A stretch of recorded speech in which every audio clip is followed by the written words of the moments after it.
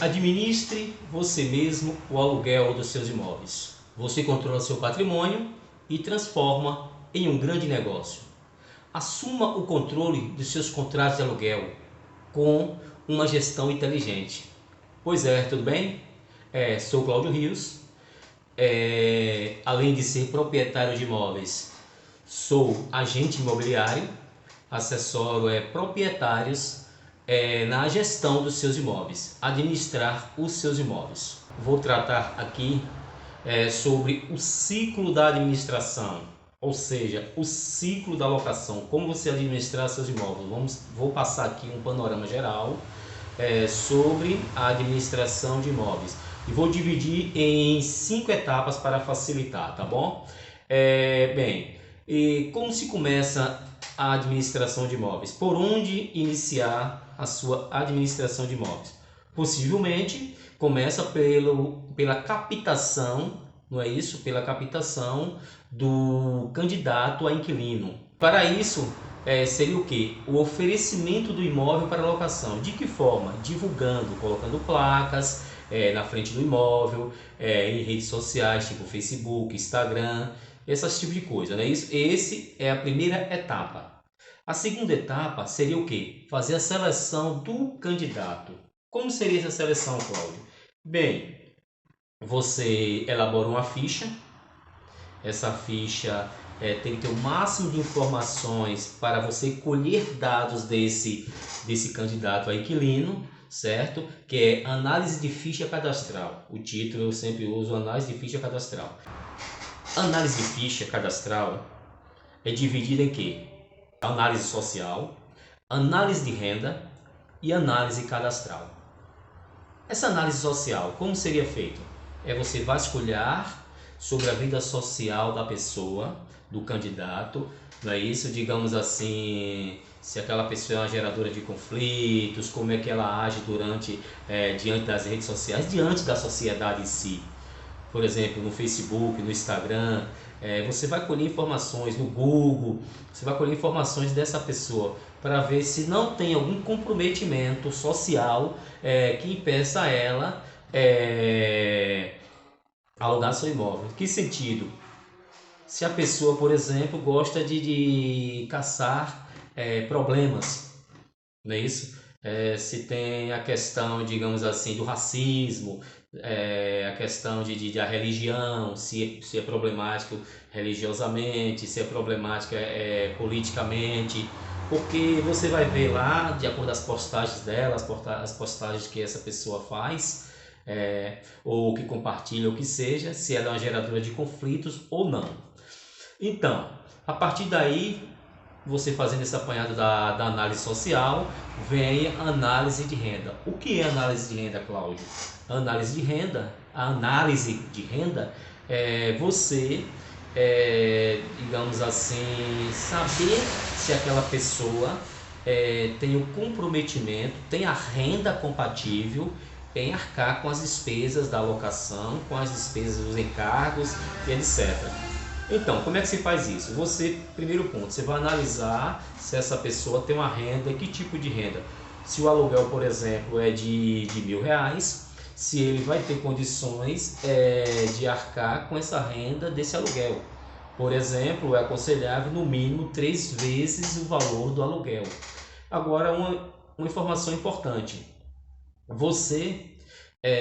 Será necessário você colher informações, aí é interessante você botar nessa ficha de análise cadastral, o que? Por exemplo, se a pessoa tem outras rendas para complementar a principal e se também tem outras despesas. Que tipo de despesas? Por exemplo, despesas em cartões de crédito, principalmente a longo prazo, despesas de curso e pagar curso, se tem filhos no colégio, quantos filhos tem, se só ele vai arcar com aquelas contas, esse tipo de coisa, para ver se a renda ali vai ser compatível. Porque, por exemplo, na locação tem que estar comprometido no máximo 30% da renda. Esse é o aconselhável.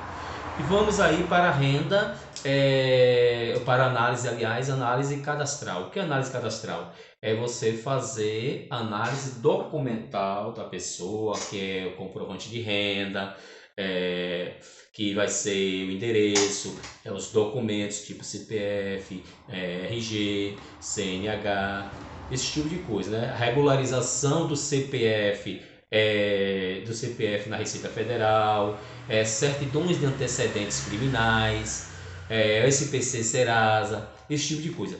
Uma informação importante aqui que a gente não pode faltar, que não poderia faltar, seria no SPC Serasa, você teria que ter um cuidado para pegar uma autorização para fazer o compartilhamento de dados. Muito importante, entendeu? Devido à LGPD, Lei Geral de Proteção de Dados, tá bom? E outra dica sobre os documentos pessoais, referente ao CPF. O CPF você tem que é ideal você analisar de que estado é. O número do CPF aqui na Bahia, antes dos dois últimos números, é o número 5. Na internet você vai encontrar isso fácil. A terceira etapa é a vistoria do imóvel, que é outro ponto muito importante.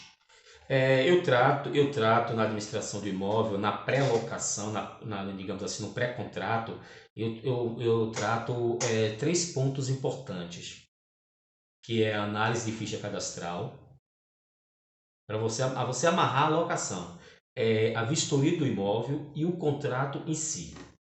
Nessa terceira etapa, que é a vistoria do imóvel, o que é que se deve ser feito? Um laudo de vistoria inicial, que vai ser comparado com o quê? Com o laudo de vistoria final. Esse laudo de vistoria inicial deve constar o quê? Todo o estado do imóvel. Todo o estado do imóvel. Em que sentido, Cláudio? Você tem que analisar, tirar fotos e botar informações se está em bom estado, mau estado, especificar se tem algum problema no imóvel, entendeu? Mesmo você sendo locador, proprietário, você deve registrar isso para não gerar maiores conflitos adiante, tá bom? Para não ficar no disse, não disse.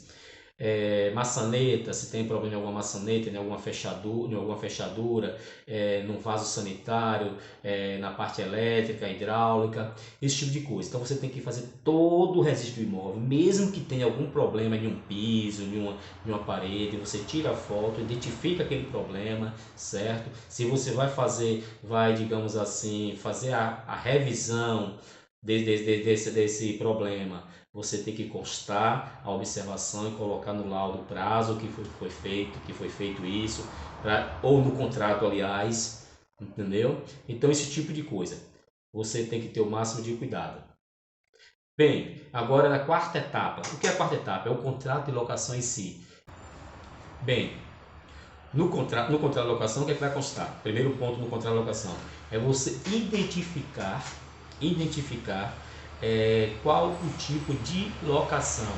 Por exemplo, é um imóvel residencial, vai ser um contrato residencial para moradia, então qual título deve ser feito lá?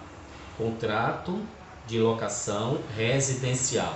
Aí eu costumo colocar da seguinte forma, além do contrato de residencial, contrato de locação residencial, eu costumo colocar qual tipo de garantia. Contrato de locação residencial, embaixo, sem garantia. Contrato de locação residencial com garantia. O tipo da garantia, quando se tem a garantia ou sem garantia, você vai especificar no corpo do contrato. Na sequência do contrato vem o que? Informações das partes. Quem é o locador e quem é o locatário. Quem é o locador? Aí você vai especificar todos os dados do locador, que é nome, que é endereço, profissão, os documentos RG e CPF, não é isso? Se ele é casado, qual estado civil, várias outras informações que você puder colocar. A mesma coisa para o locatário. E ainda eu complemento. Você coloque na identificação das partes, principalmente do locatário, um telefone dele, que é de WhatsApp, principalmente, que é o mesmo telefone de WhatsApp, digamos assim, e o e-mail. Por que isso? Quando você for fazer notificações, se for necessário fazer alguma notificação, passar alguma informação para ele, o e-mail vai estar registrado caso ele diga que não, que não é o e-mail e tal. Então você vai dizer o quê? Não, esse foi o e-mail que você me informou. Então é o e-mail que está registrado aqui no contrato. Então você teria por obrigação de me passar um novo e-mail para te passar as informações. Digamos assim, numa notificação de cobrança, alguma coisa desse tipo. É isso? Bem, então seguindo aí o contrato de locação, que você vai preencher com esses dados, vai vir agora os dados do objeto, que são todas as informações do imóvel, que é o que? Se é de um quarto, se é 2 quartos, com quarto e sala, não é isso? Banheiro, sanitário, dá todas as informações referenciais ao imóvel, tá bom? Na sequência vem valor do aluguel, início da locação e final da locação, que é a data do vencimento, o prazo da locação, multas, identificar qual tipo de multa, o valor da multa, a data, o período de reajuste, que normalmente é mínimo de 12 meses, tornando um pouco aqui sobre a vistoria do imóvel.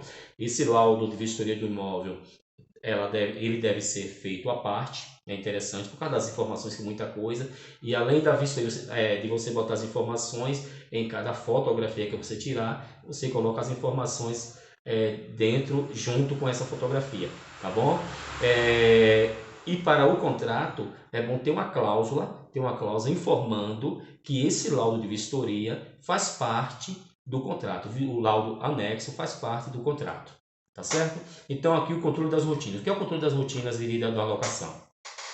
É você fazer a cobrança do aluguel, primeiro ponto, né? Já que você, digamos, você já entregou a chave, você já fez a entrega das chaves lá, para o locatário. A partir daí, você pode dar um prazo a ele, inclusive colocar em contrato, para ele analisar se tem alguma deficiência ou algum vício oculto no imóvel, para averiguar, conforme o laudo de vistoria, se ele tem alguma coisa a retratar, tá bom? Isso depois de entrega as chaves e ele está dentro do imóvel, certo? Aí vem a questão de cobrar o aluguel e os encargos, você organizar essa cobrança. Aí já estamos na rotina, tá bom? Já estamos nas rotinas, que é o controle de rotinas da administração. Aí você inicia pela cobrança do aluguel. E os encargos, que é o que? IPTU, condomínio, a despesa de água, de energia, o seguro contra incêndio, esse tipo de coisa. São despesas mensal que você vai fazer essa cobrança, você vai administrar essas cobranças, digamos assim. O ideal é, principalmente no condomínio, quando tiver condomínio, e no IPTU, que são taxas, são encargos que faz parte da alocação, que acompanha a alocação em si, seria ideal você mesmo efetuar o pagamento, você mesmo fazer esse controle mensal e receber do locatário. Como você pode receber isso? Você passar no recibo, digamos assim, de cobrança, né? Se for boleto ou que seja, você identificando separadamente, você tem que identificar separadamente valor da alocação, X valor, IPTU, taxa tal, digamos, se for parcelado, parcela número tal, valor X, condomínio X. E no condomínio tem que ter uma observação também. É muito importante você passar só as despesas referentes ao locatário.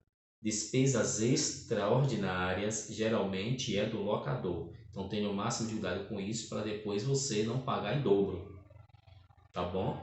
Então você tem o máximo de cuidado. Você pode dar uma olhada nos artigos 22 e 23 da Lei do Inquilinato, a Lei 8.245/91, referente aos direitos e deveres do locador e do locatário. Vamos seguir aqui. Tá bom? Após a cobrança do aluguel, vem a emissão dos recibos, como eu já passei aqui, que você dá o recibo, né, identificando tal. Vem as notificações e lembretes, que é onde você vai fazer uma boa gestão, você fazer um controle, a pessoa está inadimplente, não pagou no dia, você notifica ele. Se ele viola, de qualquer forma, as regras do contrato, aí você tem que notificar, e tudo da melhor forma por escrito, ou por e-mail, pelo WhatsApp, tá bom? Para você ter provas que foi que ele teve essa notificação. Na parte do lembrete, que eu quero dizer que seria interessante, por exemplo, se você o dia do pagamento no dia do pagamento dia 10, um exemplo, de cada mês. Você 3 dias antes, você pode passar um lembrete para ele. Referente da data, tal. Bola um script aí, ou alguma frase básica sobre isso. É bem interessante você mandar um lembrete, você padroniza isso. O interessante é mandar isso por e-mail, certo? E você pode até alternar, manda por WhatsApp e por e-mail, tá bom? No dia a mesma coisa, lembrando, ó, se eu vence hoje, tal, caso se for boleto, por exemplo, caso precise da segunda via, posso reenviar, etc. Ou manda já um link, baixa aqui o boleto, esse tipo de coisa. Tá bom? Então o lembrete e a notificação é justamente para esse tipo de coisa. E aí com isso, você faz o controle dos vencimentos. Quais são esses vencimentos? Vencimento do dia do aluguel, que como eu já passei dia 10, por exemplo. O vencimento do contrato em si. A data de reajuste, que é, digamos, a cada 12 meses. Não é isso? Então você sempre manda uma notificação antes. Por exemplo, se a locação completa os 12 meses daqui a um mês, por exemplo, nós estamos no 11º mês, aí você manda notificação informando que vai haver reajuste, tal, naquele 12º mês, tal. E caso seja o final do contrato, que aí você vai conhecer, vou passar aí outros vídeos, mas elaborar aqui outros vídeos mais adiante sobre os prazos da locação, sobre suas repercussões, né? Então vocês vão entender melhor sobre os prazos aí de 12 meses, de 24 meses, 30 meses, 5 anos, etc.